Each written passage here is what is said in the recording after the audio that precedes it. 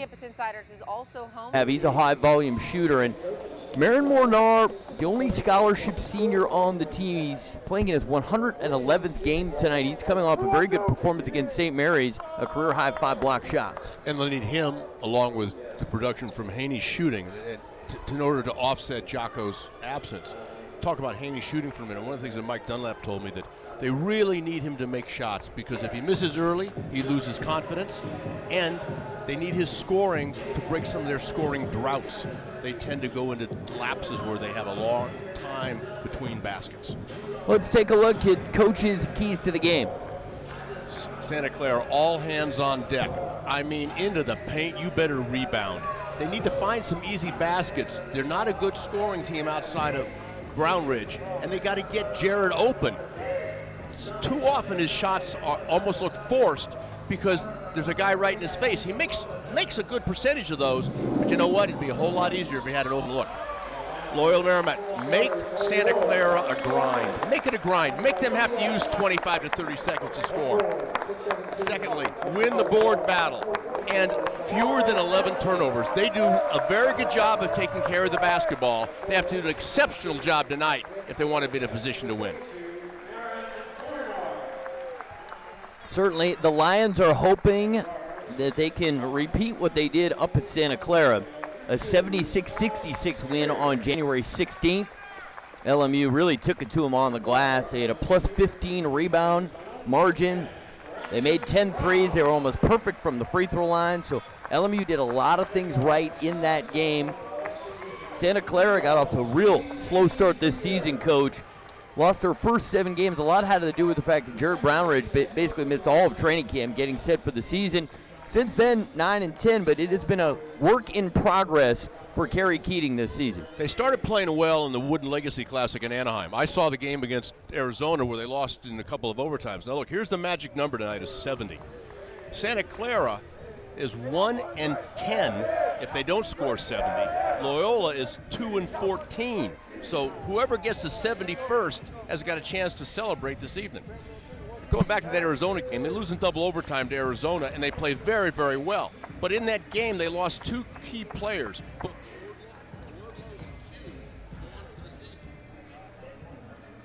We may have had some problems there with Coach's mic. Our apologies. We were just about set to tip this one off. Can you hear me now? There we go. You're back. So Wardlow and Pugh gone for the season. They were starters, and they were 2 of the better defenders for the Broncos with good length. And losing those 2 men has really set the Broncos back. 2 very athletic players. They missed those guys' ability to get up and down the floor.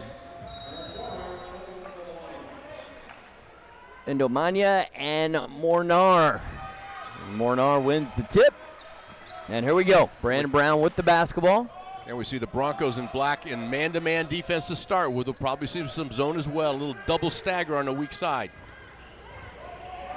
They go inside with it with the left hand. The 2 is good. Shamar Johnson. Shamar Johnson come off a very good game at St. Mary's when Jocko didn't play in that game, and he stepped up to get a career-high 11 points and starts it off for their first 2 tonight. As Coach said, he is not shy about launching from three-point land. That was his 189th three-point attempt this season. And good hard work there. Kai Healy gets the 2. On an offensive rebound, something you don't see very often for the Broncos, the poorest offensive rebounding team in the West Coast Conference.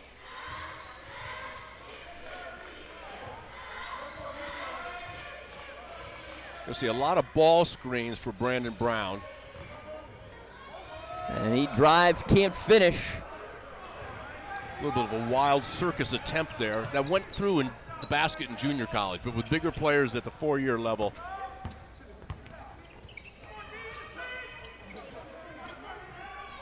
Only 2 players averaged in double figures for the Broncos, Fagan and Brownridge.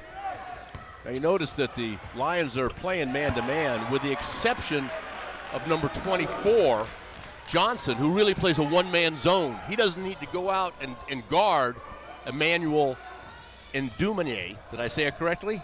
Ndumanya. Ndumanya, thank you, I appreciate it. Yes, well, you know. Hey, teamwork, man. It's not just on the floor, it's you and me. basket and the foul. Strong start, Shamar Johnson. So we see Johnson drives the baseline, gets a little angle and some leverage, and uses the reverse Mikan to put it in, and now gets a chance for the old-fashioned three-point play. We're going to see a lot of the other kind of three-pointers tonight. This is one you don't see as often.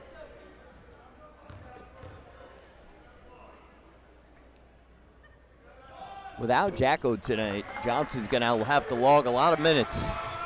He's off to a very good start, 5 early points. He's got all the points for the Lions. Well, in the open, we talked about Brandon Brown being a junior college transfer, and oftentimes it takes half a season for them to figure it out at this level. Shamar Johnson's a junior college transfer also from Florida. Pensacola Junior College is now called Florida State College. Anyway, it takes him a while, and he's starting to figure it out. Hubbard, that's a long hook shot, can't get it to go. Haney the rebound. Lions want to push it. Brandon Brown drives it, gets the 2 off the window, uses the left hand.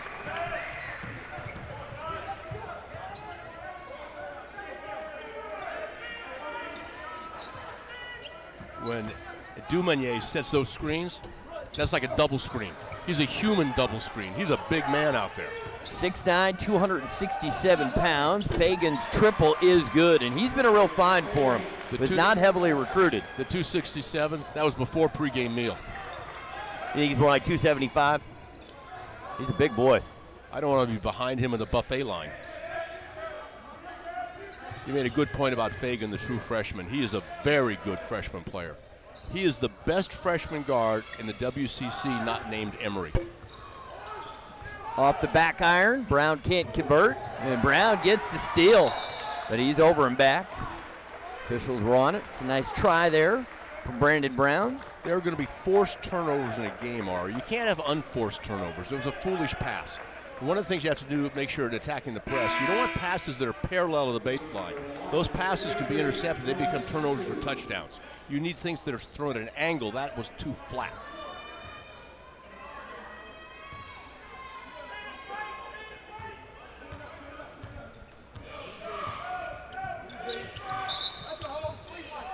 Kind of a foul. Brownridge was coming off a screen. Tutu picks up the foul. He's a freshman from Windsor, Canada. One thing about the West Coast Conference, a lot of international flavor. Well, not only is he from Canada, he was born in Egypt. This guy's a world traveler. We got plenty of them in this conference. On the Broncos alone, they have representation from Australia, Sweden, and Nigeria. Why not come to the West Coast Conference, get a great education, play some basketball? Brown drives in, fadeaway. Nicely done, Brandon Brown. Very good when he gets in the paint of getting his shot up and over people, even though he's small.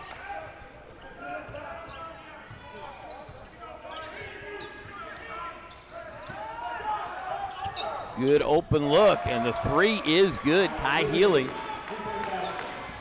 32% three-point field goal shooter. Real good looking stroke there to put the Broncos on top by 1.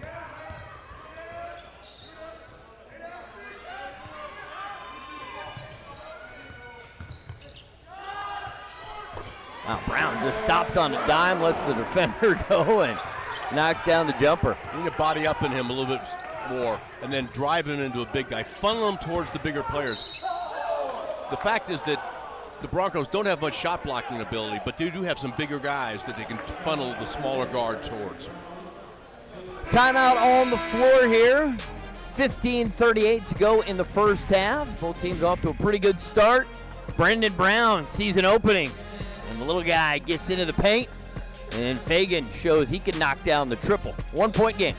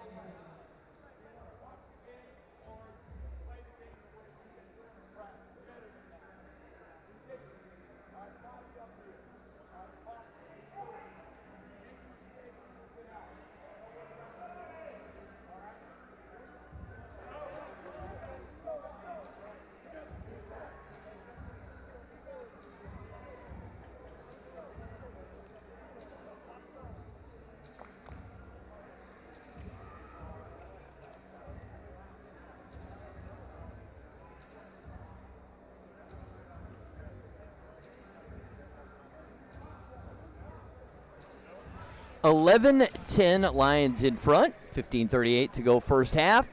You watch them in college, now watch as they take it to the next level. Hear from our experts and see what they predict for these former college football stars. Stay up to date on the 2016 NFL Combine on CampusInsiders.com.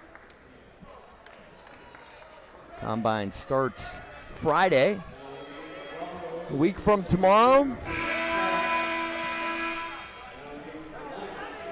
Well, the NFL has to do something so Roger Goodell can earn that $34 million. How about that? He's making Ari money. You're going to have to take that up with Roger. Roger Goodell has certainly done a lot of good things for the league. He's done a few good things for Roger Goodell, too, at $34 million. Yeah. All right, still in the man-to-man. You notice Santa Clara uses Hubbard out there a lot as a decoy. He's actually looking to shoot a three a lot. No good, 2-2 the rebound. A nice job of Tutu bringing it out of the backcourt. In other words, you can initiate the break when the guard grabs the defensive rebound a little bit more quickly. Johnson's been effective. 2-2 underneath. Get it out. Humphreys, soft touch. David Humphreys gives him good scoring off the bench. He's a 39% three-point shooter, so him knocking down the corner tray is not unusual. And he played very well up at Santa Clara as Brownridge misses. Humphreys went for 14 points and 7 rebounds off the bench. So you've known Coach Dunlop for so long. You were telling me 30 years. What do you expect this team to look like once he's gotten 4 years of his guys here as Mornar hits the three? What's the brand of basketball you think best suits his coaching style? They'll be better defensively than they are right now. Right now, they are last in the West Coast Conference in defensive field goal percentage and three-point percentage. That will change. When he won 2 national championships at Metro State and Denver at the Division II level, they guarded people. They don't guard well enough right now. Mornar there hitting the triple. And for a big guy, he shoots it decent from outside. 33% from beyond the arc. That was his 22nd made three of the season. And he's moving up in the record books in a lot of categories. He's played a lot of games. I mentioned 111th game in a Lions uniform there for Mornar. And he didn't have the physical tools as a freshman, but he has developed during his 4 years here on campus at LMU. We're talking about foreign players, young man from Croatia. So we see number 3 in here, Jaderson for the Broncos. We talked about the bigs in this game. The big players in this game are actually more proficient shooting the three than they are scoring from the block. And the big Swede freshman is an example of that. They really love to use him on pick and pops. And Coach, it seems that's a trend throughout college basketball. I mean, the traditional roles of bigs have evolved so much. I mean, it used to be when Dirk Nowitzki came about. I mean, there weren't players like that. Now I feel like you watch the Warriors, you watch college basketball, the bigs can all shoot it. Well, I think one of that is the European influence, and it's one of the ways the European influence has positively influenced the American game. Bigs that can step outside, players that can do other things. They're not just robots anymore. Mornar, back-to-back triples, Marin Mornar. Right on cue. Cratch can't come up with it. See, that pass thrown by Fagan, that's a difficult pass to catch when it's over your shoulder. It's better when it comes from the angle. If they would have got the wing, that's a better angle to get the ball. You know, as a rim runner, just so-so as a rim runner, and that's a tough pass to catch. 10-point lead now for the Lions. Lions doing a real nice job. 3 for 4 from beyond the arc. Mornar was going to go for his 3rd in a row. Instead, it's 2-2. Almost went down. 2-2. What number is 2-2 wear? Wears number 3, right? Yes. So here's a very easy scouting report. Anybody that wears number 3, if you know nothing about him, still guard him. Because somebody thinks he can shoot the 3, even as just 2-2. How long had you prepared that? I mean, No. I liked it. I felt like you just came to you right there in the moment. I use that as a coach. Okay. If somebody came in the game when I was a college coach, or we go way, way back to when I was a high school coach, and they wore number 3, wasn't a great scouting report about him? Guard him because somebody thinks he can shoot. Okay. Well, it's no surprise I never wore number 3. The Lions have done a good job defensively. Made life tough on Santa Clara. Well, Santa Clara, Kerry Keating's going down the bench. You know, he's pulling names out of the hat right now, trying to find somebody that can ignite their offense. So much so that Brown Ridge is not in the game. Cratch can't hit. A loose ball, fight for it. Yeah, Jaderston got grabbed. You see as he's screening out here, right there. Yeah. Number 42, Mornair tried to do a pull-up on his forearm.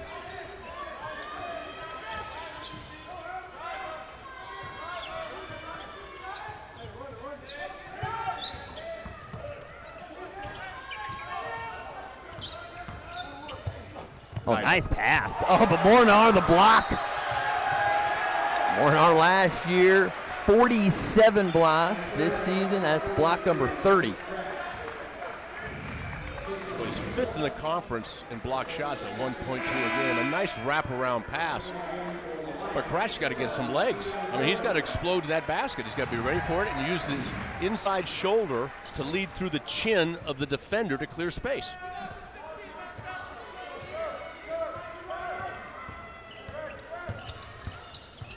Brown's probing, launches it up, can't get it to go. Remember I said high volume. He's going to get some shots off. Sloppy right there, that pass. Really, nobody had a chance to get to it. When that ball goes on the floor, the first team to the floor usually not only gets the ball, but ends up winning the game. Johnson will take a seat. Stephen Haney back on the floor.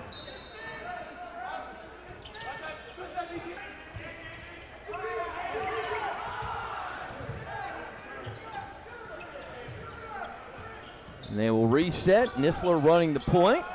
Can the big fella knock down the triple? Not this time. Jaderston is not scared to shoot it from out there. Shoots 37%. Actually shoots slightly better from the 3 than he does the 2. But again, we talked about the European influence from Sweden. That's part of Europe, isn't it? It is. Herman, not a good pass, so going the other way. Basket and the foul. Brendan Taylor, he's from right here in Los Angeles, Fairfax High School. Saw his high school coach Harvey Catani here to cheer him on tonight. One of the best high school programs in Los Angeles. Mornar has been a catalyst as the LMU lead is 8 as he knocks down a couple of triples. And here he is in the corner. Good looking stroke. We're coming right back in a moment.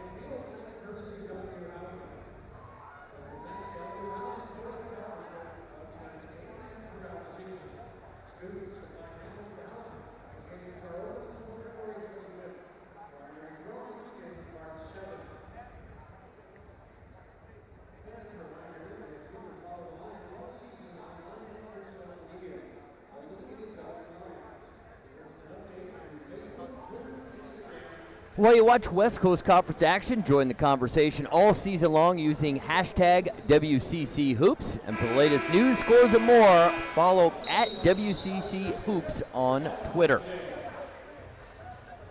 We talked about Loyola having a tendency to have some scoring droughts. Santa Clara as well. They're 9th out of 10 teams in the WCC in scoring. And they're 5 of 17 from the field right now. Clipper coach Doc Rivers likes to say that this game is about makes and misses. It's a make and miss game. And when you make baskets, you usually win. Right now, Santa Clara is not making baskets. And they need Brownridge to get going. I mean, if he doesn't score the basketball, it's going to be virtually impossible. He averages 20 points per game for a team that averages under 70, so they count on him each and every night. As he goes, they go.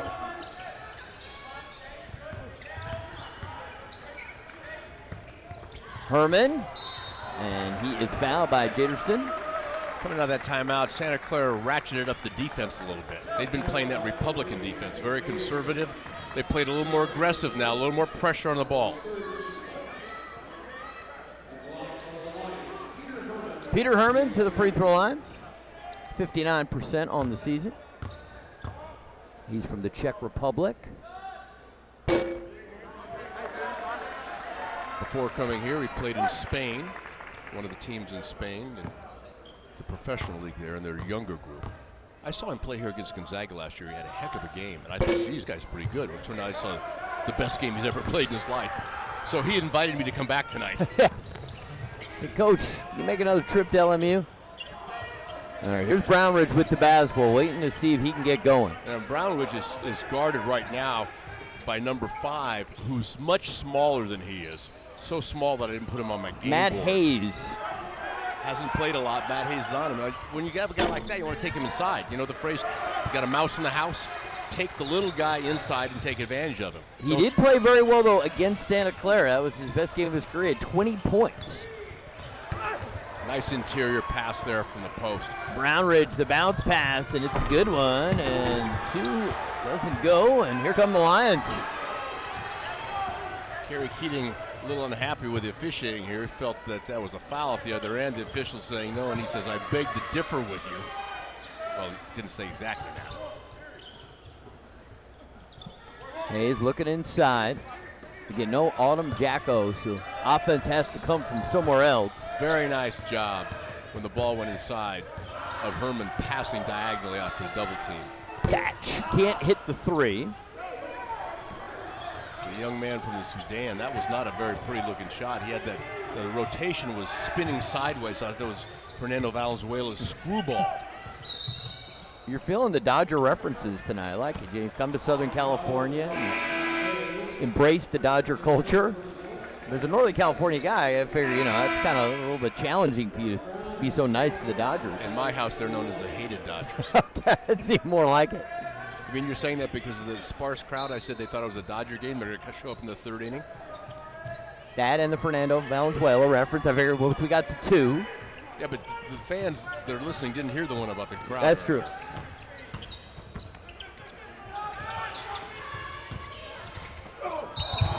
That's offensive foul. Oh, that's a train wreck.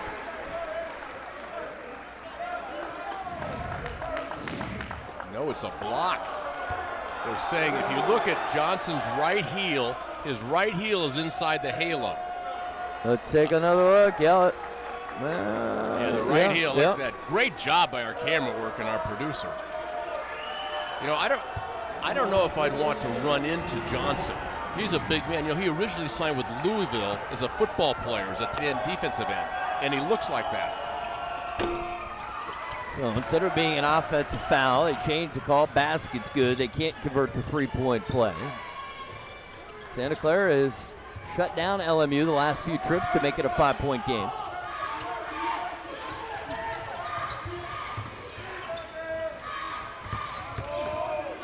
Johnson, 2 guys defending him, and he gets the 2. He's now got 7 points in the game. Well, Santa Clara, 2.8 block shots a game. All right, that's 9th in the West Coast Conference.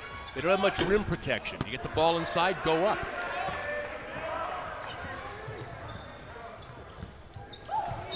Brown, basket and the foul. Brandon Brown, the only player to start every game this season for Coach Dunlap, and he is excelling in the early going. Quick little crossover. He takes Hauser to the cup. Sometimes your jump shot will betray you, but quickness never takes a night off, and that man is quick.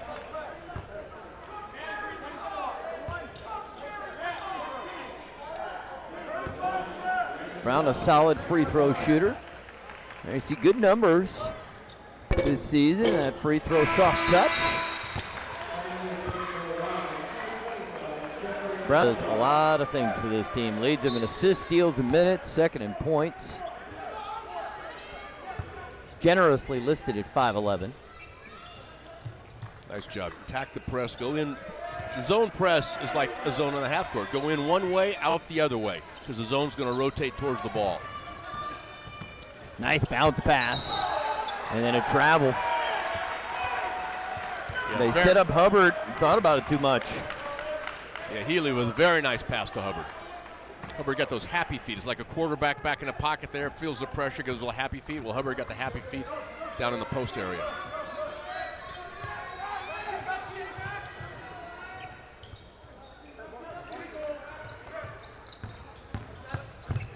Haney, jump stop and rattles home the shot in the lane, and Haney doesn't take a lot of two-point field goals. That was the definition of the jump shot. We heard a jump stop, excuse me. We heard both those feet land right here. That was the elephant jump stop.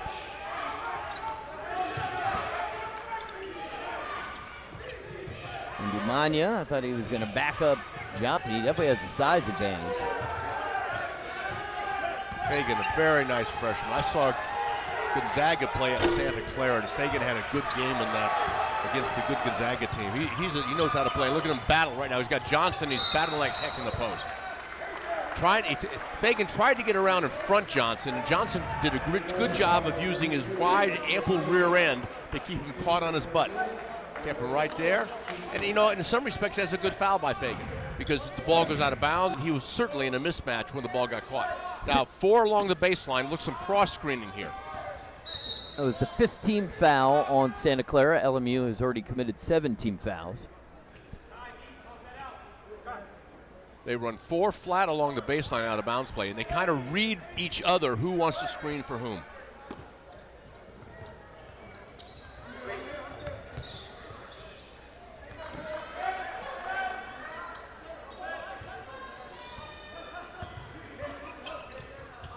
Thought Brown was certainly going to go off the dribble there. Instead, the 3 no good for Haney.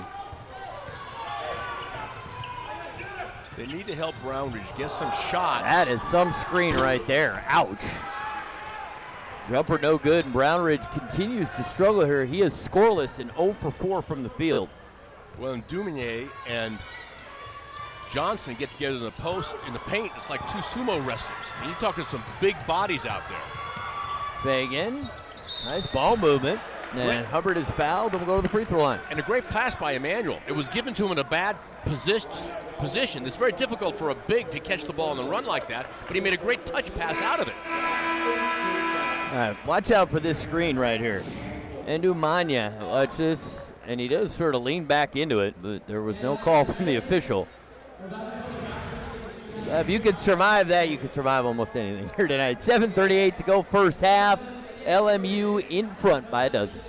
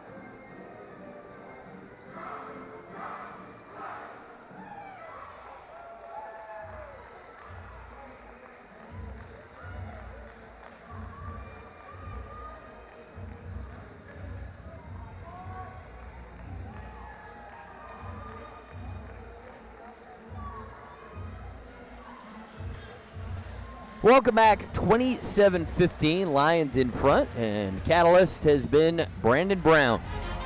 Not the biggest guy on the floor, but he's had the biggest game so far. Drives in, fade away. Already talked about having 22 points. Lions want to push it. 9 assists against Brandon Brown Santa Clara. drives First time he's coming off a game at St. Mary's where he had 16 and 6 assists and threw in 3 steals on top of it. So far tonight, he's got 9 points and 4 assists and 3 rebounds. He's made great use of that quickness, young man. As you said, a junior college transfer from Phoenix College. I wouldn't have guessed without Autumn Jacko available for Coach Dunlap that his team would be able to defend this well and limit Santa Clara to just 15 first half points. Some of that is Santa Clara limiting themselves. They've had some passes to the post, and the posts haven't been able to finish because they're, to be honest, they're kind of carbon paper jumpers. They don't have great rise, and they have a hard time finishing around the cup. That's the reason some of their bigs go outside a little bit better. You know, talked about Brown having 9 points. He's thrown in 4 assists already as well. I referred to him as a high-volume scorer, but he's not a selfish scorer at all. He's willing to distribute the basketball.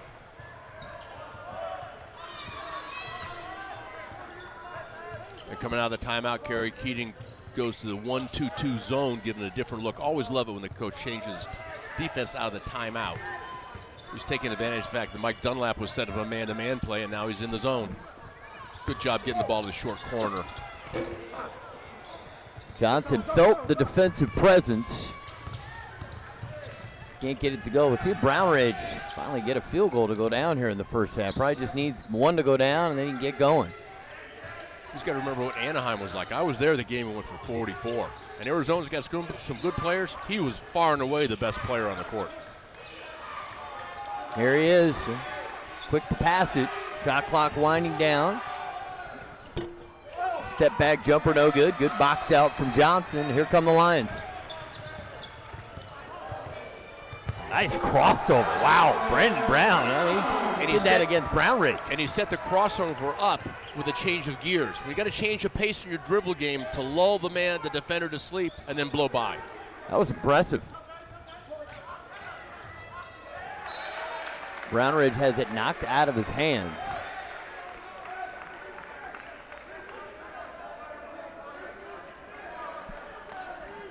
We featured Brown Ridge and Brown in the open. Brown so far has delivered with his 11 points, but Brown Ridge, nothing so far. 0 for Los Angeles.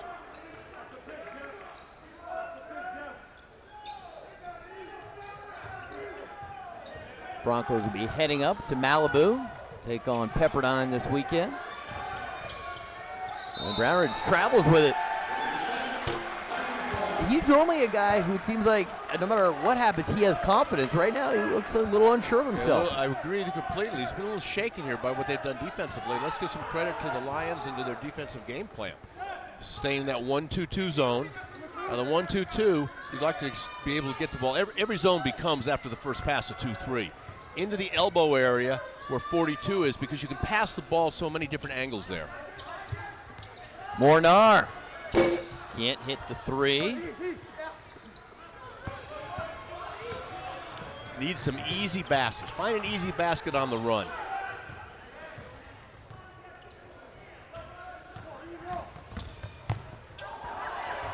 And no place to go. 3-second violation. Another turnover for the Broncos. That's their 5th in the first half. LMU's got 3 so far.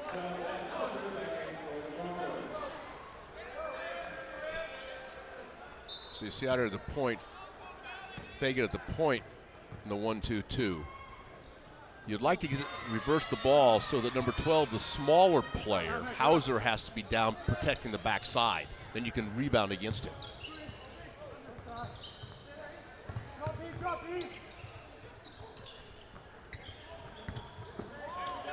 Into Johnson. Good look at a 3. Spears can't get it to go. Dumanier with a very good block out, making good use of that body on the defensive glass. That 3 is good. Matt Hauser breaks a little drought there. I thought I was gonna have another birthday before Santa Clara scored again. Not 9-point game, little less than 5 minutes to go. So timeout on the floor, 4:44 to go.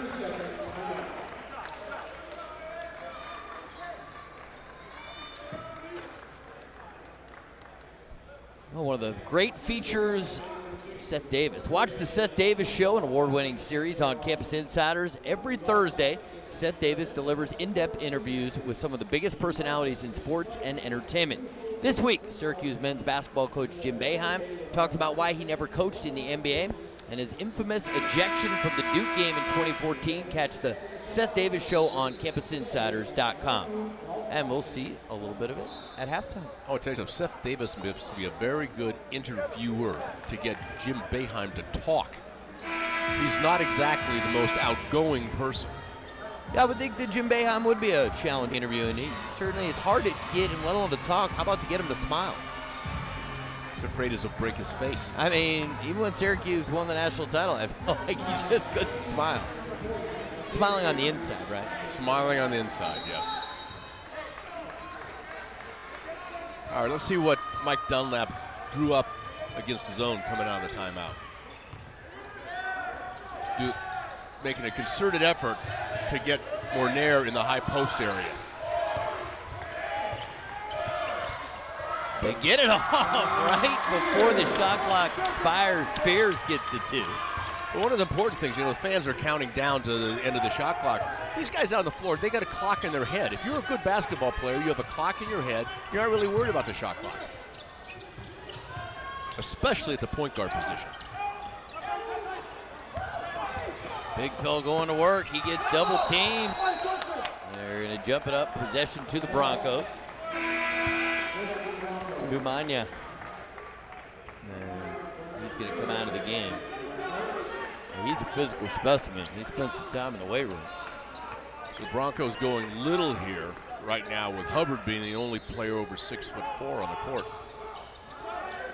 A little double curl action, trying to get a shot for Brownridge. There it is, the triple, finally. Jared Brownridge on the board. He has an uncanny ability, I mentioned in the open, to make closely guarded shots with a hand in his face. That hand would deter a lot of shooters, but some reason he gets a good look at the rim anyway. Well, he also has a very nice high release, which helps when the defenders get the hand in the face. It's funny, Ari, some players shoot better when there's a guy near it. That might be him. I've said one of the things they need to do is get some more open looks. Maybe they need to get more contested looks. Good use of the retreat dribble there by Hauser to get some space. Every young guard's got to have in his toolbox on his hip the retreat dribble to back the ball out of trouble. Fagan spins. Just like that, the Broncos right back in it. They trail by 5. Back-to-back threes. Well, the three can turn the thing around real fast, and when Fagan found Taylor, all of a sudden, like you said, it's a 5-point ball game.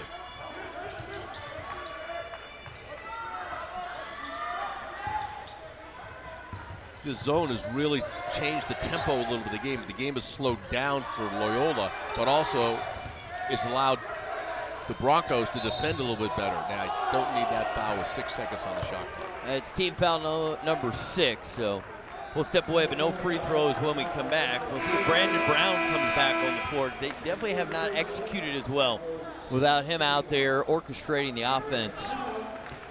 We step away, 2:41 to go in the first half. The Broncos on a run. They've scored 6 straight. We've got a 5-point game at LMU.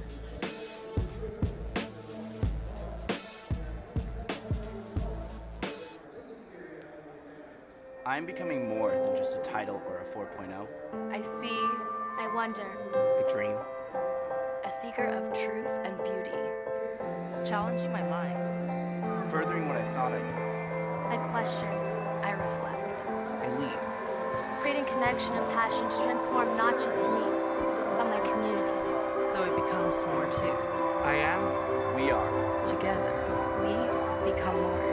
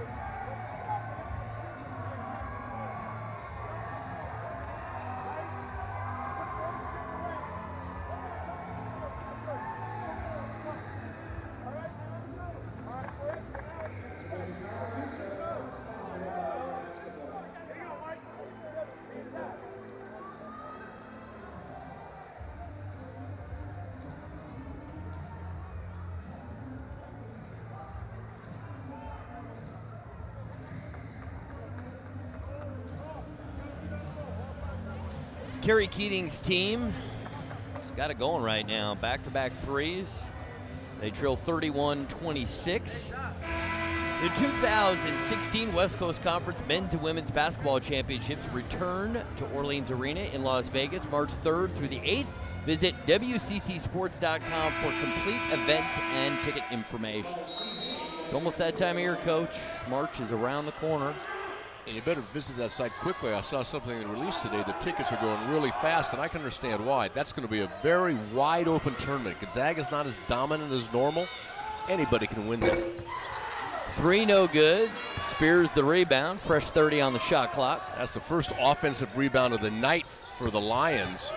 Haney, oh, that gets swatted by Hubbard. Still no Brandon Brown on the floor.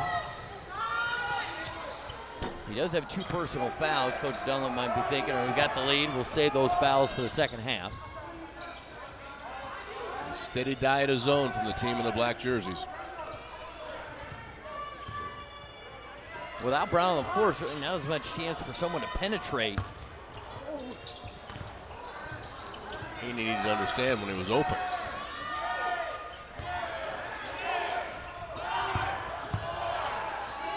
Shot is up. Morinar can't convert. And offensive rebound number 2. Well, remember what I said earlier about you get Hauser guarding at the weak side, rebound over him, and that's exactly what happened just then. Morinar's over the back. So most of the time I feel like when you hear the crowd chanting the shot clock, they're doing it to the road team, and they're trying to say that there's less seconds on it than there really are. Here, they're telling them the actual seconds, but I feel like it's making their own team anxious.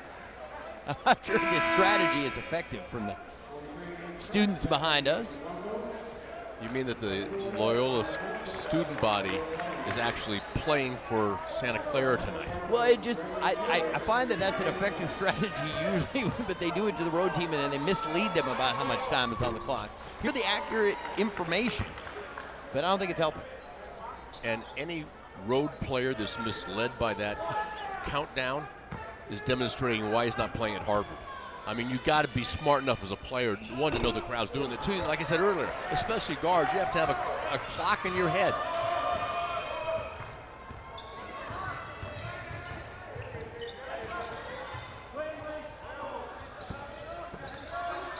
Shamar Johnson.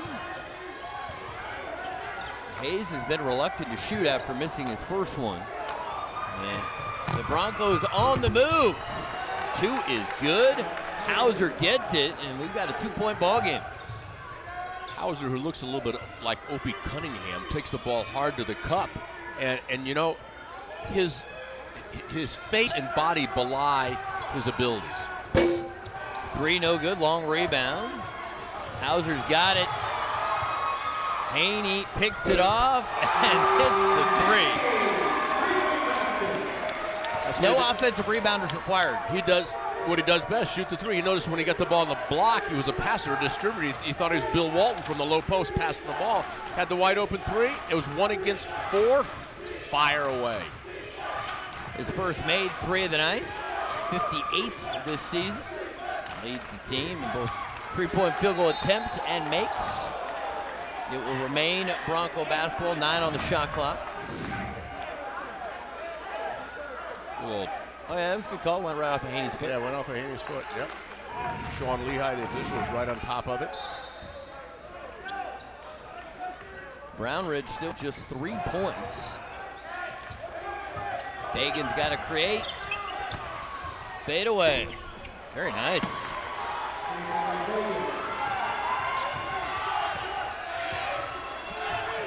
I like the fact that Mike Dunlap, who didn't use a timeout, can either use it or lose a timeout. His team's well coached enough. They know what they want to do at the end of the half without having to take time to sit down. Very nice run at the end of the half for Santa Clara. They were down big in the first half, a very effective final 5 minutes of the first half, and they get it to just a 3-point deficit. Fun first half, LMU, Brandon Brown, they got things going early. And then Santa Clara started playing better basketball. We're gonna step away, we're gonna send it to our studios in Chicago, Campus Insider Studio coming up. Good stuff. You're gonna hear Seth Davis, part of his interview with Jim Boeheim.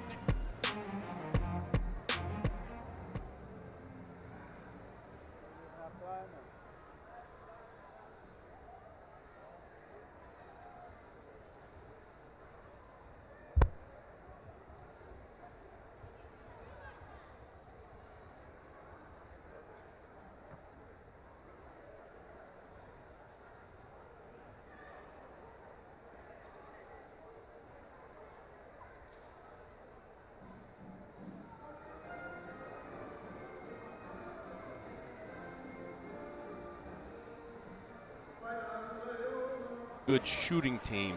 Santa Clara at 41.3%, 9th in the West Coast Conference, and it showed up in the first half. But the change that Kerry Keating made out of the timeout going to the zone, the 1-2-2 zone, really changed things a little bit. Let's see if he stays in that zone or starts it out man-to-man. Starts out man-to-man. Fagan covering Brown. You know, I think the first 2 minutes of the second half is an undervalued part of the game, in that people think about the beginning of the game and the end of the game. You know what? Who comes out of the locker room ready to go? You can either build your lead or cut a lead really fast. Brown picks up the loose ball and knocks down the triple. Brandon Brown now leads all scorers. He's got 14 points in the game. A little full court pressure. Now, one of the things the Lions do, they lead the West Coast Conference in steals. They really generate some stuff off of their defense. Their half-court defense, as we said earlier, isn't quite as good, though, in terms of the percentages they hold the opponent to.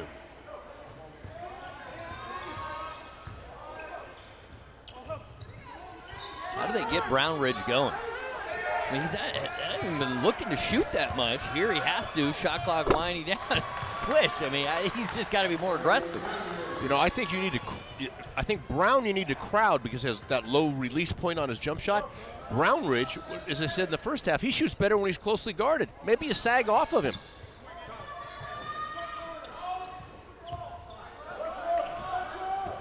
Brown.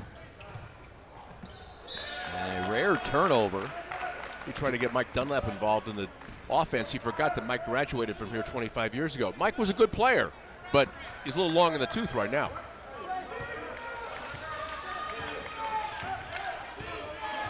I think, you know, we're talking about Brown's offense. I think he's doing a pretty decent job defensively on Fagan so far as well. There you see the turnover story coming off the score bug. Yeah, both teams are teams that take good care of the basketball. They understand empty possessions kill you. There we go. Brown Ridge heating up. 5 consecutive points. He now has 8 in the game. Well, I told you, I was at the in Anaheim when he had 44, and he didn't get started until the second half. But the second half and the overtimes, he owned them. It was Jared Brownridge's world. He was just let us visit for a while.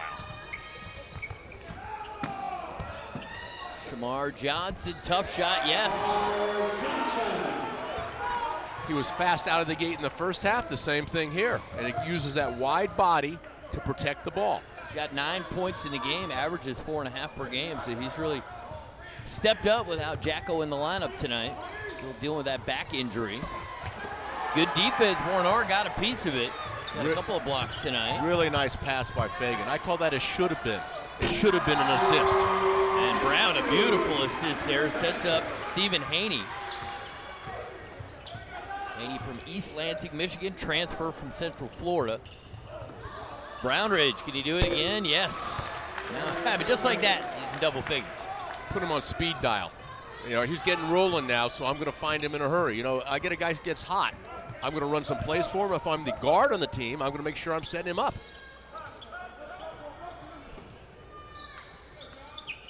Both teams shooting lights out here at the start of the second half.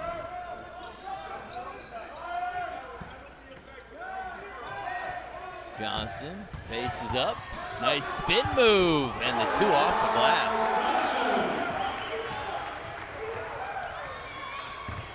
Dumanier has that big body, but he doesn't have quick feet, and Shamar Johnson took advantage of that.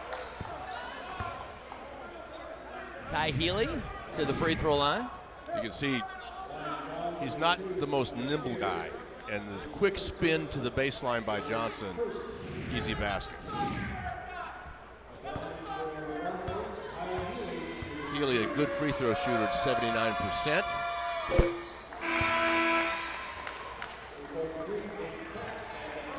Kai Healy, just a sophomore. Played well the first time out against LMU, going for 15 points. We talked about the European influence. This is a down-under influence. He's from Australia. How would you differentiate the European style of game from the Australian style of game? I think the Australian game's a little more physical. You know, I think the same sort of, it's the international game where the three-point line's a little further out. Bigs are taught to shoot the ball as well, a little different than our country, but a little bit more physical.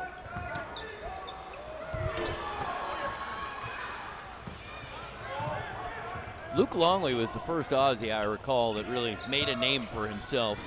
As Brownridge this time can't get it to go, and since Longley, there's been a steady stream that played real high-end college basketball. Yeah, Longley made a name for himself because they played with those good Bulls teams that won NBA championships. But there's a guy named Andrew Gaze. Oh, sure. Played even Seton before, Hall, right? Exactly, from Seton Hall. And then he went back, and his father was a great coach in Australia.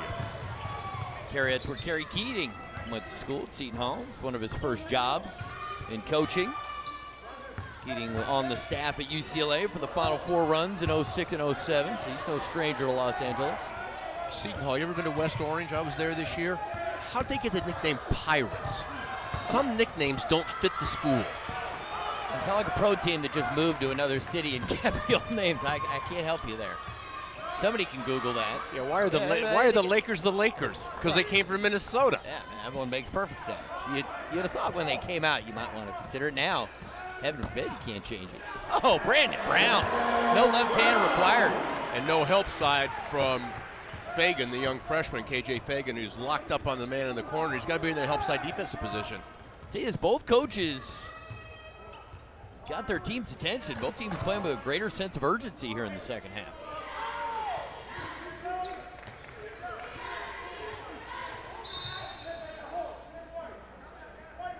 Foul away from the basketball. And it's on Brandon Brown. That's his third. So he's probably going to have him sit down for a little bit. Could be decision time here for Coach Dunlap, but Brandon Brown has played so well. It'll be hard to take him off the floor. He's got 16 points in the game on 7 of 12 shooting. Also has 6 assists and 5 rebounds. Been fun to watch. We'll see if he stays in when we come back.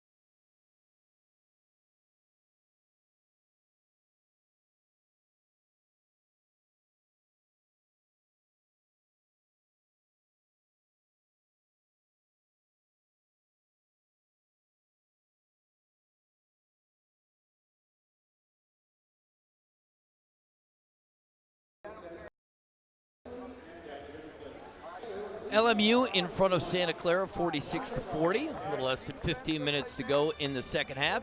Visit CampusInsiders.com daily to watch Rewind, featuring exclusive coverage of college sports, including highlights of top plays, player performance reels, and must-see compilations from teams in the West Coast Conference. Available daily on CampusInsiders.com. Well, good shooting for both teams in the second half. 5 for 8. Santa Clara 3 for 6.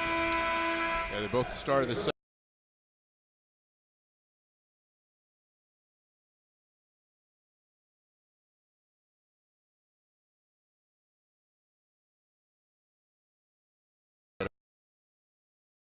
on the bench right now with those 3 personal fouls. and running Brownridge off a triple screen on the baseline. Brownridge into the paint, left hand, no, he was looking for the foul, didn't get it, and he comes up wincing a little bit. You got to get back beneath the level of the basketball. Player didn't even consider shooting the basketball. He was wide open in the corner. He's only attempted 6 threes this season. Freshman from nearby in Pasadena.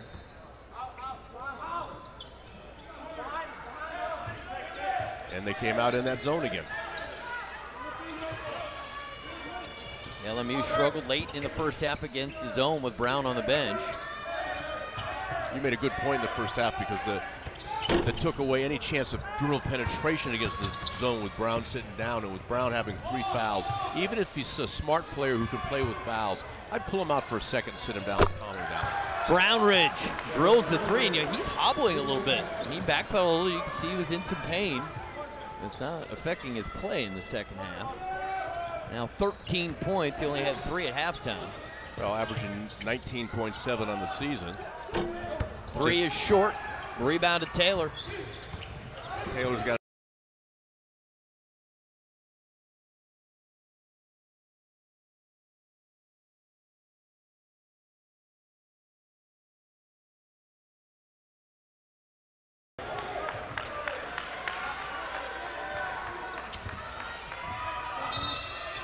When he gets it going, he makes it look real easy. He couldn't buy a basket for the first 17 minutes of the first half. Boy, he gets it going. He makes it look like he's shooting. Scores, video, stats, news, and more. App today from iTunes or Google. All new WCC Android tablets and smartphones. When they talk about player performance reels, Brownridge keeps this up. I can guarantee you there'll be one of those up tomorrow. When you're driving on the freeways here, you ever get somebody else in your car so you can drive in an HOV lane? You know, high occupancy vehicle.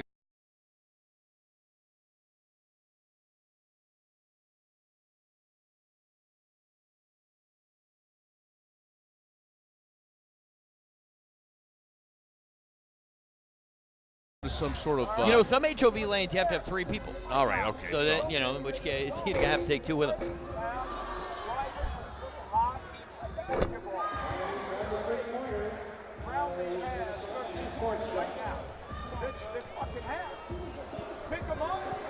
Tommy Nunes, the official, just came over to let us know that one of the field goals that was shot just a minute ago was a 2, not a 3. So it changes the score slightly.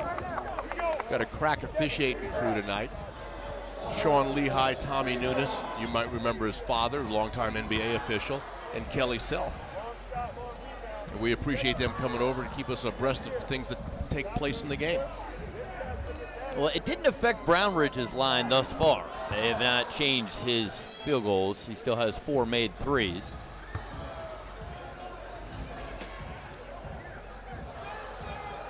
I was doing a game last night in Laramie where Marvell Harris from Fresno State, who's not a real good shooter, went 5 for 5 from beyond the arc in the first 12 minutes. And the play-by-play partner said, well, as a coach, what would you do? I said, I'd knock him down. You got to make him think about something. You know, you can't let him get in a rhythm and have a free mind to shoot. So if you're guarding Brownridge now, maybe the way to change his mind is to use a different garbage junk defense on him, again, to put more people in his car so he can be in the HOV lane. Back to that, staying in that 1-2-2 zone. I think it's a great move by Kerry Keating. That 1-2-2 zone paid dividends in the first half, especially, as you said, Ari, when Brown was out and they lost dribble penetration. And when do you bring Brown back? Mornar, another 3. Had a good shooting night. Marin Mornar now has 9 points a game.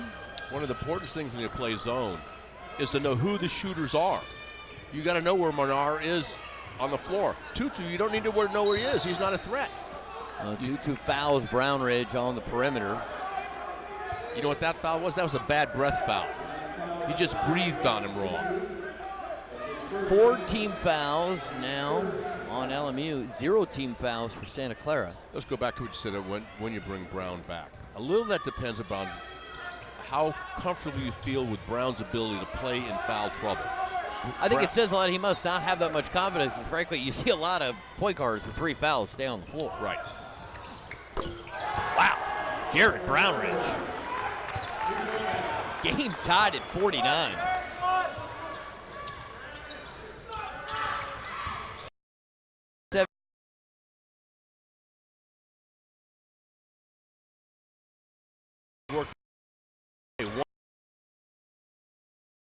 A different half and maybe a different shooter.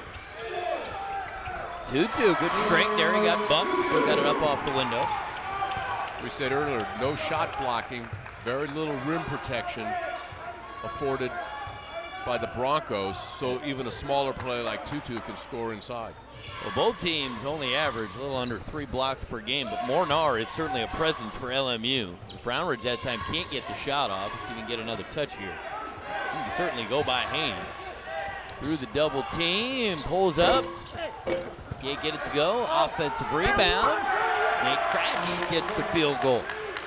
Cratch first bucket of the night. Yeah, Cratch averaging almost 10 points a game at 9.5. They need a little inside scoring from him to balance the outside scoring they get from Fagan and from obviously Brownridge. Well, that's what this team has really needed, is that third scorer.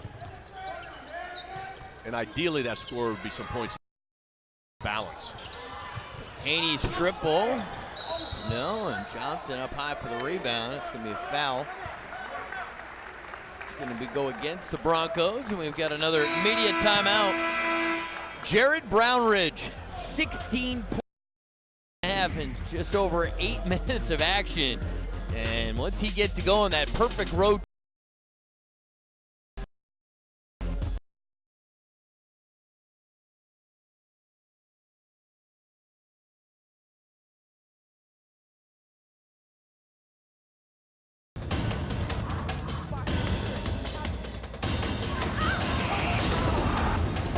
baseline shot, puts it up.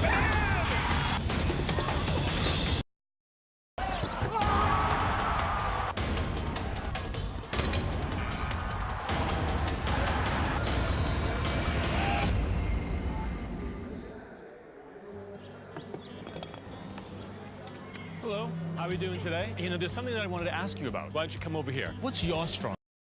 Your strong truth. My strong truth is that we must learn to love each other because of our differences. To be an All-American on and off the field. By helping others, you help yourself. Learning to live outside my comfort zone and liking it. You never know what you're going to find here. I found my strong truth at Loyola. What's your strong truth? Strong truths, well lived.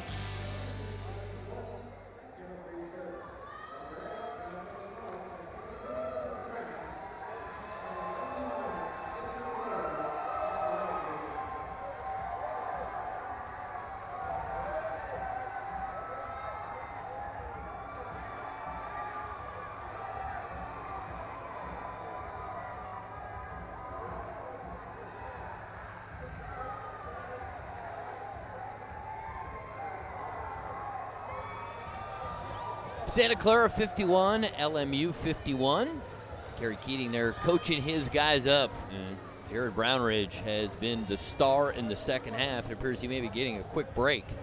Campus Insiders provides fans complete coverage of West Coast Conference sports. Tune to campusinsiders.com for exclusive game coverage next Thursday, February 25th for the San Francisco versus Pacific men's basketball game at 7 p.m. Pacific.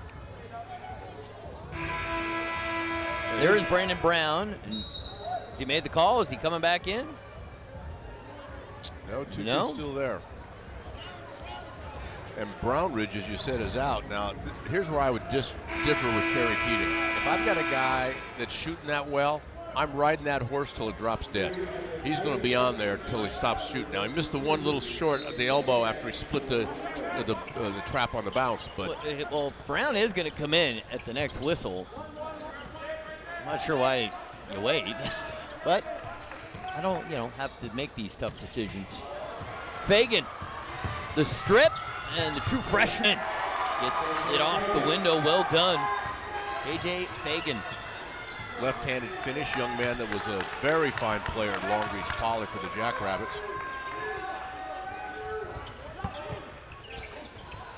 Mornar, two-handed throwdown, real nice look from Shamar Johnson. Great interior passing. That's one of the things. People think attacking the zone is just shooting threes. I believe it starts with inside touches and interior passing. You got to be able to shoot from outside, yes, but sometimes people forget the value of getting it inside. Mornar now with 11 points in the games. They have 3 players in double figures, led by Brown with 16. Johnson and Mornar with 11 each. Cratch, shot clock winding down. Someone's got to launch. Hauser, right as the clock expired. Very nice extra pass by Fagan. He had the open Jay in the slot, but the more wide open jumper was Hauser in the corner, and he eschewed the shot and made the pass.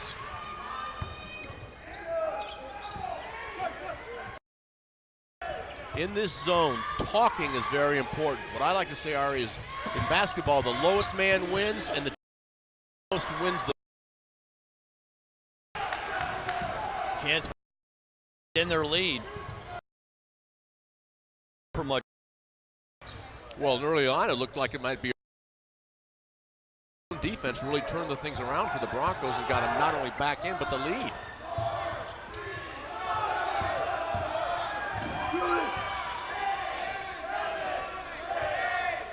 Hauser wants some help.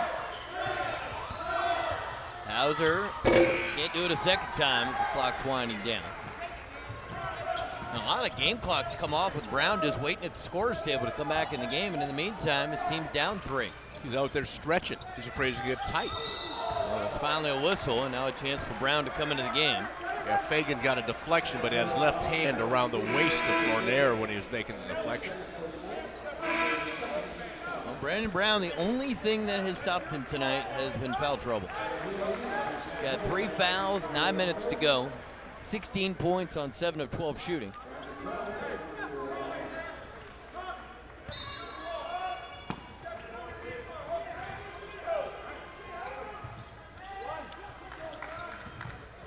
Let's see, they get some drill penetration now. They got the small with Tutu and Brown. Nice flare pass to the post, reached around the defender to deliver the ball. Triple team in the post. Brown, the 3. In and out. Good look for Brandon Brown.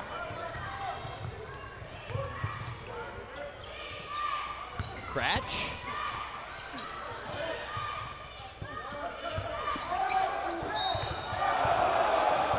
And a foul. You know, Brownridge is not in. Well, here may be the reason why. He's up stretching that calf.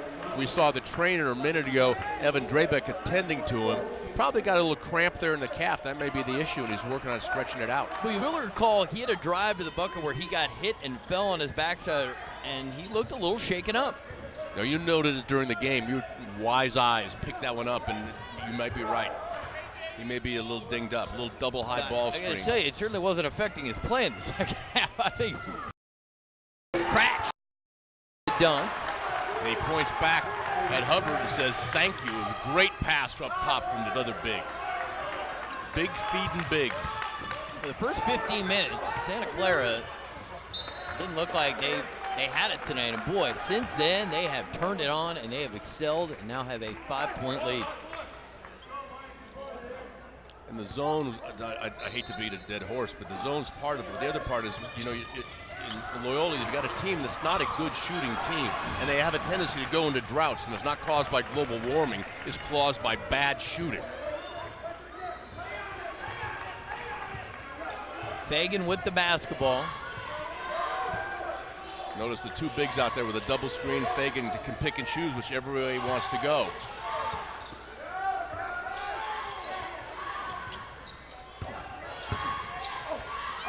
Good defense over the late call on Shamar Johnson. The Broncos have turned this thing around. They were down big in the first half. They had 15 points more than halfway through the first half, and now they lead 58-53. We'll see how the Lions respond when we come back on Campus Insiders.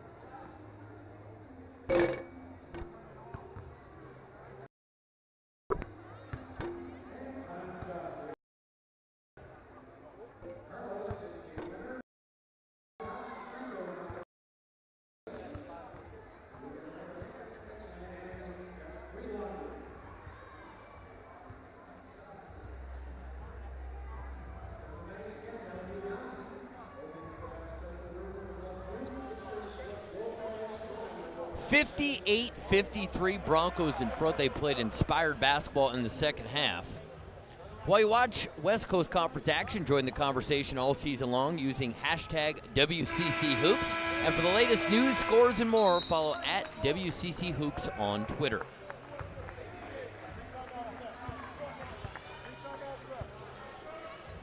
Jared Brownridge back in the game. Took a good look, worked on his calf. 16 of his 19 points coming in the second half. And here's Brownridge going off in the second half. You could even see on his back pedal there, his leg looked uncomfortable. And as always, most of his shots are coming from the jumper variety. He doesn't get to the basket very often. There he was stretching that calf out. To add to that, he has not been to the free throw line tonight.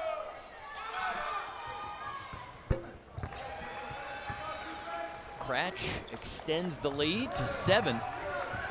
LMU needs some offense. Brandon Brown has been the guy. If you're just joining us, Autumn Jack score.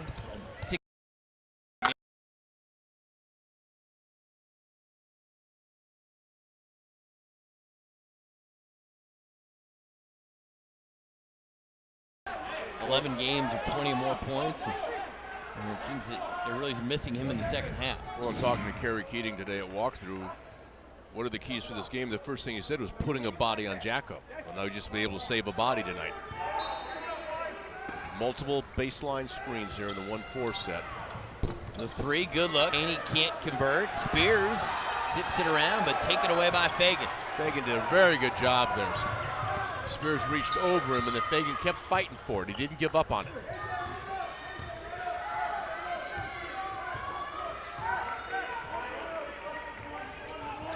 Fagan uses the screen, creates some space. Can't get the bucket, but he'll go to the free throw line. 81.5 at the line, which is very good for anybody, but especially a freshman. And here's the really interesting thing about Fagan in free throw shooting. So, last 12 games of 39, he raised his average from 59% to 81.5.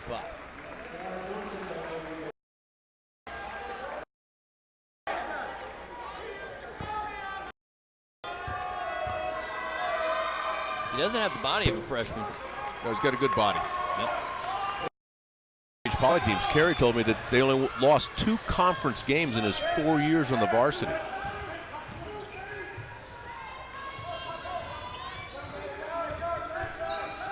You know, we talked about talking in the defense. So the back end of this defense, Hubbard is really communicating. Well, there's the 3. Boy, do they need it. Brandon Brown now has 19 points in the game. Fagan. Got Johnson on. Clear out, allow take him off the bounce. Everybody thinks the mismatch is when a big is on a little inside. That's nice. If you got a little guard, a big having a guard outside, he got Johnson back on his heels, open space. Johnson, good use of the body there.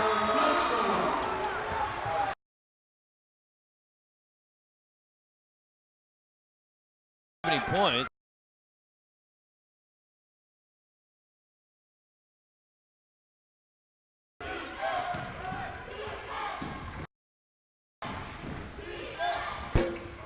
Long rebound, Cratch. Haney's been all over Brownridge.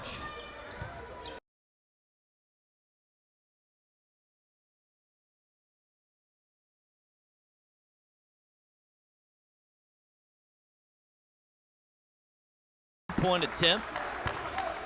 I mentioned a moment ago he's not been at the free throw line, but he'll get 3 attempts on this trip. And at 82-9, a good free throw shooter, a very good free throw shooter. Times a night as a rule, so he knows how to get to the line. Very important. Good scorers know how to get to the line where you can't be guarded. For Haney, you have to contest that shot without fouling. I mean, that was a long.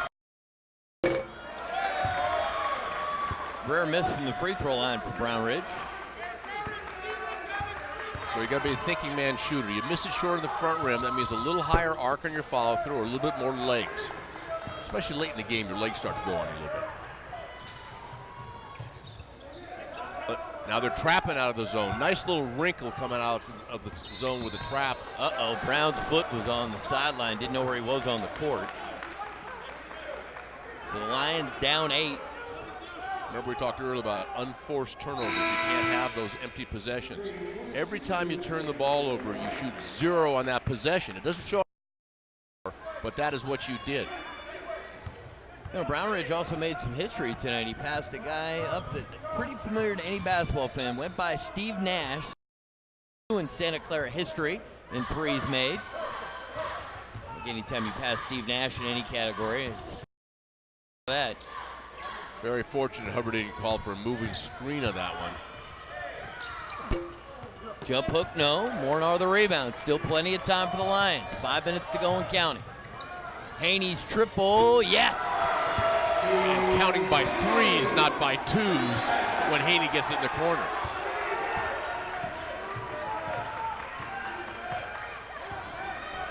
Haney's now got 11 points. The Lions have spread her now in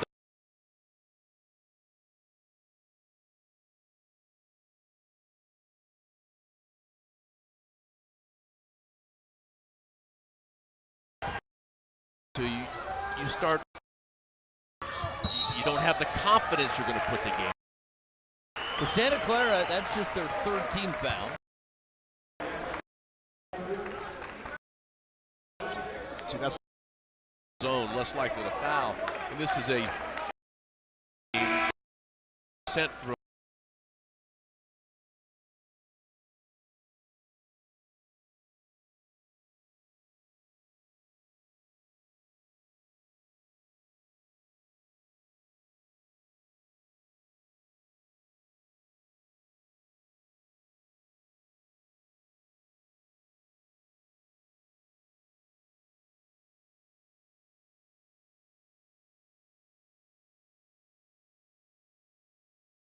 On Brown like glue right now. Healy, the bounce inside and a foul. That's the 18th foul, so the 1-and-1 coming up for the Broncos, but they will shoot the front end of the 1-and-1 when we come back. The Broncos have turned this thing around. They lead by 5, still some time for the Lions. A little less than 4 minutes to go. Things getting real interesting here.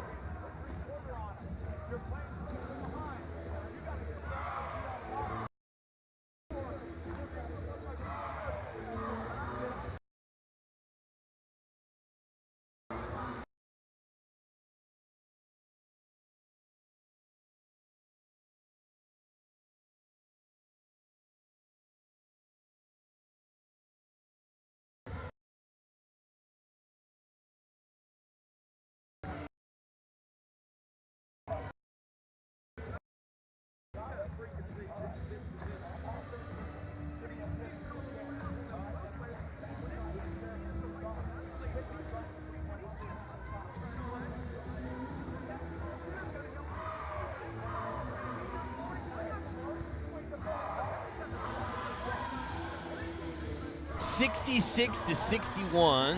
Santa Clara in front. Marin Mornar listening closely in the huddle. And Mornar, the defensive play of the game is brought to you by Geico. 1 15-minute call can save you 15% or more on your car insurance. And that's what he does best, block shots.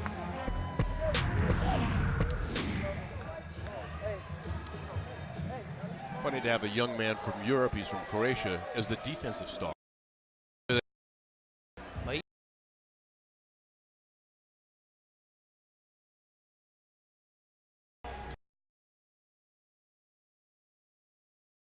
at 47 blocks. Good, solid basketball game. Knocked down 3 triples, a couple of blocks. 4 rebounds.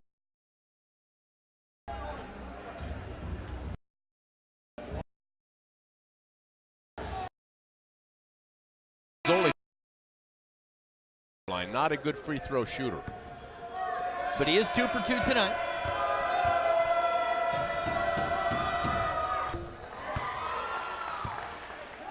Looks good. I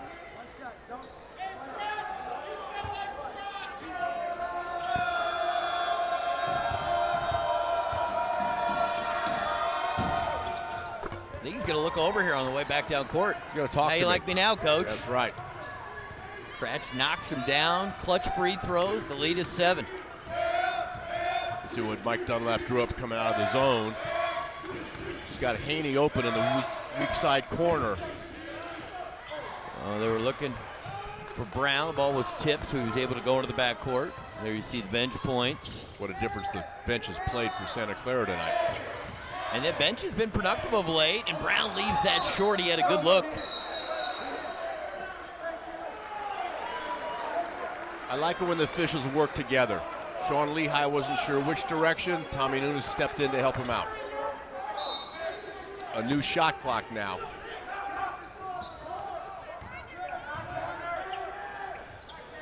Haney, the triple. Yes. What did David Haney.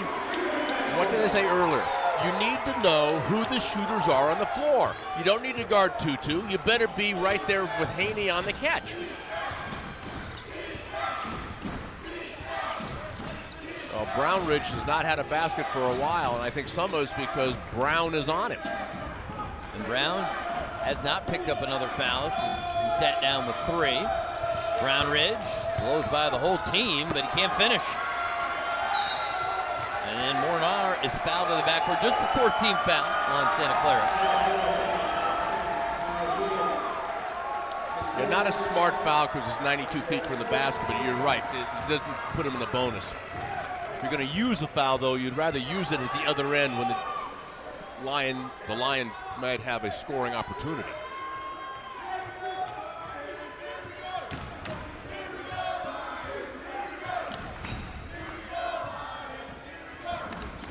Running Haney to that weak side corner again. Look for him to swing it back to him.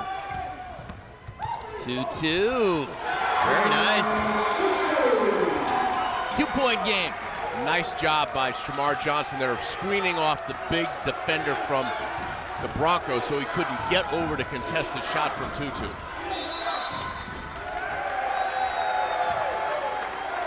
Timeout on the floor. 2:24 to go in the game.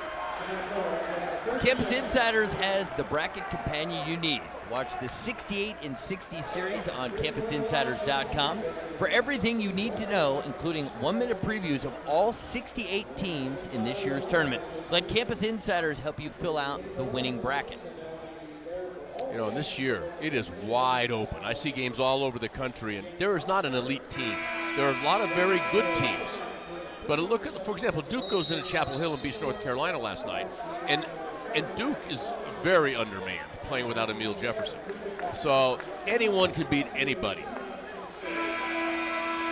Is it premature to ask you who your Final Four predictions are then? Oh, very premature. Okay. You know, you could get a jump on the Campus Insiders crew, and then, you know, they would know what Coach Bullwinkle thought before Campus Insiders told them. It's never too early to get ready for the March Madness. You used to want help with your bracket. Well, no, I mean, if Wisconsin gets in, I pick them to win it every year. And then last year, frankly, they deserved to win. I never thought in my lifetime they'd be in the championship game, let alone have a chance to beat Duke. Still not over it. You can't tell. Well, and Mike Dunlap thought that never in the lifetime was that a foul on Tutu, but it's going to put Brownridge to the line, shooting 1-and-1. All right, Jared Brownridge. Can he knock down some clutch free throws? Spends a lot of time at the free throw line. LMU down 4 with 2:18. Still plenty of time. I mean, 2:18 is an eternity. Hits the front end of the 1-1, and that'll be the final 1-1 tonight for the Broncos. LMU has 9 team fouls. You can tell he's a good free throw shooter. Very seldom does he hit the rim. It just hits the bottom of the twine. He now has 23 points to lead all scorers. And what, he had 3 at the half, we said? 3 at the half. Yeah. At one point he was 0 for 5 from the field. And they didn't even look good the first few. And then the second half started, he was like a whole new man.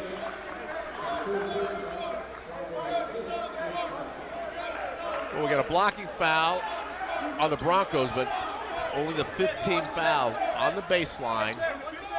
Changed her out of bounds play. A little box action here. Look for a screen-the-screener play. Mornar with a nifty fake and then lost his footing, but throws it off of Taylor. Smart play by Mornar. Still 27 on the shot clock. Brown was very lucky as the inbounds passer, almost traveled. Now he switched man-to-man on the out of bounds play now. Staying in the man. Brownridge is all over Brown now. 2-2. Blows right by the defense. Well, Tutu has played a lot for the Canadian youth national teams, showing that he's learned a little something from the Canadian coaches. Drives right to the basket for that layup. And he's got 6 points in the game, 3 of 4 from the field. Brownridge. Mornar's got pretty big feet for a big man. He's not going to just blow by him. The step back jumper, no. Offensive rebound by Taylor. Boy, they missed him when he was out for 7 games because it gives him that athleticism, that ability to get the extra opportunity, and they'll milk the clock here a little bit. And they've done a good job on the offensive glass, much better than they normally do. Good job by Mornar that last time, contesting the shot by Brownridge. I even think he got a little piece of it. 9 on the shot clock. Fagan got Johnson on him. He likes to drive, gets the 2. Remember earlier he had Johnson on him. He sets his little step back 12-foot jumper. Coach Dunlap gets a timeout. His team trailing by 4. 54 seconds to go. What do you do here, Coach? Got plenty of time. Plenty of time, 54 seconds. First of all, you don't start worrying about getting a 3. Everybody wants to argue 2 or 3. Well, you know what? If it's divisible by 3, you might need a 3. If it's not divisible by 3 and 4 is not, you don't need it. Let's talk about what Santa Clara needs to do right now to win this game. Make clutch free throws. Be strong with the basketball. No foolish fouls. Remember now, Santa Clara has 1 foul to give, and know the score and clock situations. That clock situation includes the possession arrow is in favor of Santa Clara. So if somebody ties you up, don't use a timeout. Just double up and give burst to the basketball. Let him tie you up. You have the ball. That way you save a timeout.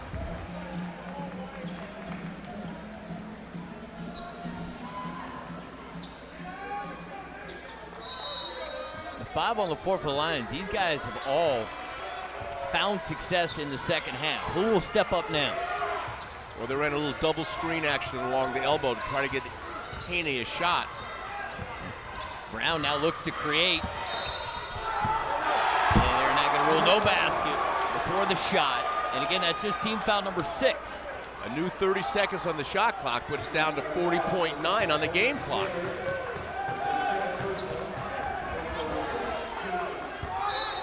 On the baseline, out of bounds, going man-to-man.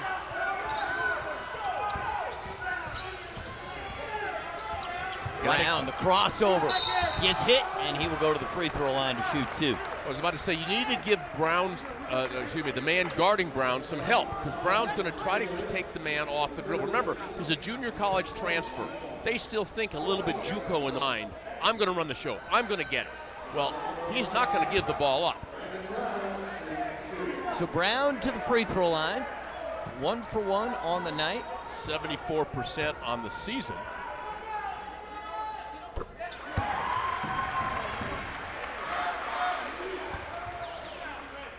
Santa Clara has 2 timeouts left to use, LMU but 1. anticipate a press here. Just 1 for 2. Now, if you end up fouling and they make just 1 in the double bonus, you got a 2-possession game, and Brownridge to the free throw line. That was a very big miss. And Brown looked so confident on the first one. And they needed to commit the foul earlier on Fagan when he got it. Yes, he's a good free throw shooter, but he's a freshman. They get a little nervous. Now you've got an experienced good free throw shooter at the line, and it's into the dreaded double bonus, so there's not a lot of pressure on the first attempt. And Brownridge has made 130 free throws this season. We said he knows how to get to the free throw line, and he's 82%.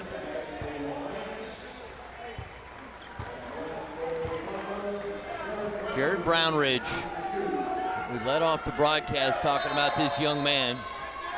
He has been a starter since day 1 on campus in Santa Clara, and a timeout has been called. So Coach Dunlap uses his final timeout here. Explain to me why you'd use it here when you still have 28.8 seconds to go. Well, I think Mike, who's a very experienced head coach, as we said, and this will be a full timeout because it's the last timeout that they have available to him. He wants to set up everything that could happen, whether the free throws are made or not, so his team knows what to do in transition. He felt that was more important, that they have a good idea of how to play rather than have that timeout to use at the end on a made basket. Well, I guess I was thinking more that there still could be several possessions and that you might want to hold on to that timeout. I have a theory about timeouts, okay? Some coaches believe that timeouts, you can't take them to the grave with you, so you'll want to use them. I also have the theory that if I have a heart attack, I want one to use late in the ballgame. Now, I told that to Ben Howland. You remember Ben Howland? He'd use all 5 timeouts in the first half. Now you only have 4. He'd use them in the first 16 minutes. I want one to use late. You can see Mike very calm with his players. I think that's important because if you're calm and talking to players, that engenders confidence. Lions trying to win a close one, and Santa Clara trying to hold on to a close one. Santa Clara, 9 of their 17 losses by 8 points or less, 4 of those in overtime. But if Brownridge can at least make 1 for 2, they'll really be in the driver's seat. So if he makes 1, even if he makes 2, it's not divisible by 3. Drive the ball to the basket. Don't waste time trying to get a 3 because amongst other things, Santa Clara's been told not to foul.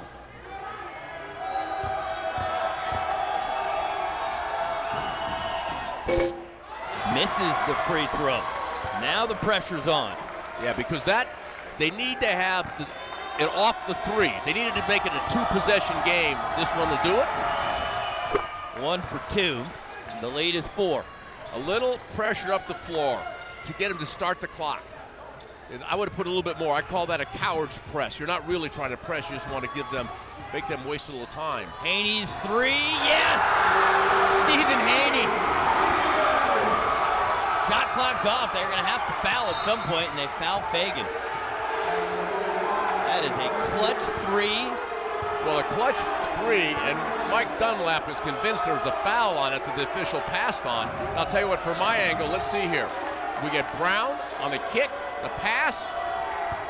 Does he get fouled? I think it's a foul. You can tell by the bruise on his right forearm. But Fagan goes to the line in a clutch situation. Oh boy. All right, even if he makes this one, they could tie with a 2 or take the lead with a 3. The ball goes in. Kerry Keating wants a timeout. So the true freshman goes 1 for 2. 74-72, Broncos in front. Did you go for the win here, Coach, or you go for the first open look? You go for the first open look. But you got to make sure that because you might miss it, you're not going to waste any time. You may need to make this a 3-possession game. If you miss foul, send him to the line again. I think it's a very smart timeout by Kerry Keating. He wants to explain every situation that might have happened with his team, including, hey, don't foul that 3-point shooter like you just did in the corner, didn't have it called. Would you anticipate Brown will have the ball in his hands and then he will try to create for his teammates, or do you think he'll look to score? I think it's a really good question. I think that you want the ball in his hands, but because he's a junior college transfer and still has that mindset, I think he will try to create first for himself. The pass will be an afterthought. Well, LMU, they've had 4 guys step up tonight, 4 guys in double figures. So we got that coward's press to make them start the clock sooner.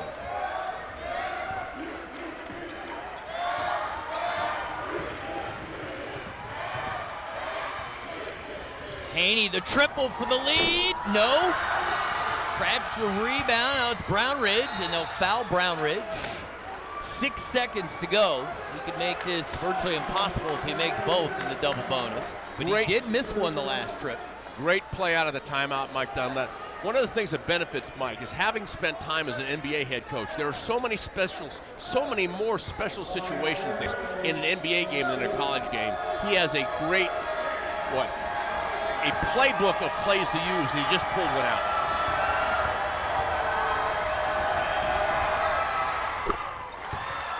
The lead is 3. Keep in mind, the Lions do not have a timeout. If I was Kerry Keating, I'd have somebody checking in defensively, so you got a whistle. All right, now, up 4. The game is in your hands unless you do something silly. Do not foul. Brown's 3, no good. Game over. And he didn't need the 3. He's down 4. Get to the cup. Maybe you get some sort of prayer at the end after the ball goes in the basket, but the 3 does no good. You're going to lose by 1 even if you make it. I didn't have much time to work with. What a second half. Really, the last 25 minutes of the game, Santa Clara comes alive. Kerry Keating's team improves to 10-17. They get their 6th win in the West Coast Conference.